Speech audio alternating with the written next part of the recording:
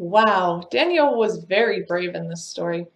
First, we see that Daniel doesn't change who he worships even when the king issues a decree to worship only him. Decree is another name for order or law.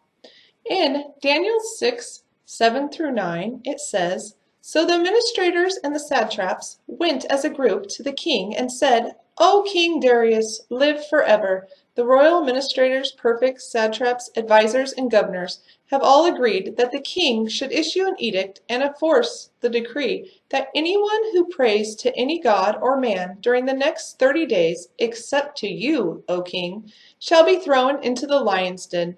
Now, O king, issue the decree and put it in writing, so that it cannot be altered, in accordance with the laws of the Medes and Persians, which cannot be repealed.' So King Darius put the decree into writing."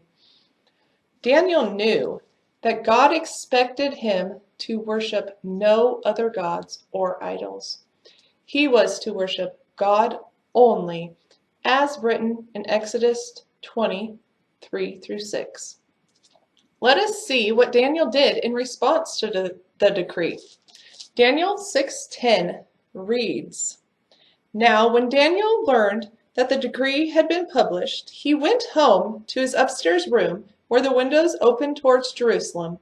3 times a day he got down on his knees and prayed, giving thanks to his God, just as he had done before."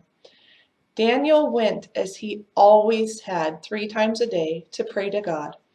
Daniel was brave because he knew God was with him when he obeyed him. Secondly, we see Daniel didn't deny that he was worshiping God when the king came to put him in the lion's den. He trusted God and the end result God would choose after being thrown into the lion's den. Daniel knew it was better to trust in God, even if God didn't save him from the lions.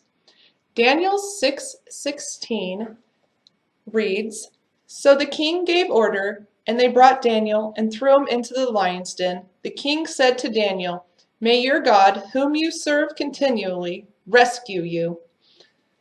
Wow, the king said that to Daniel, that he was hoping that his God could rescue him. Still, Daniel must have been pretty scared. I know I would have been scared if I was thrown into a lion's den. But listen to the result of the story again.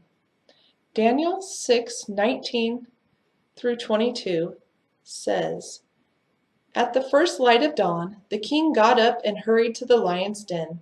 When he came near the den, he called Daniel in an anguished voice, 'Daniel, servant of the living God, has your God, whom you serve continually, been able to rescue you from the lions?'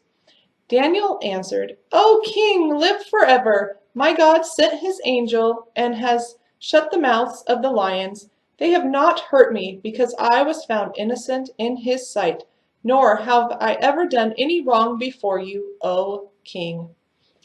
Just like Daniel, we can be brave because God is with us when we obey him.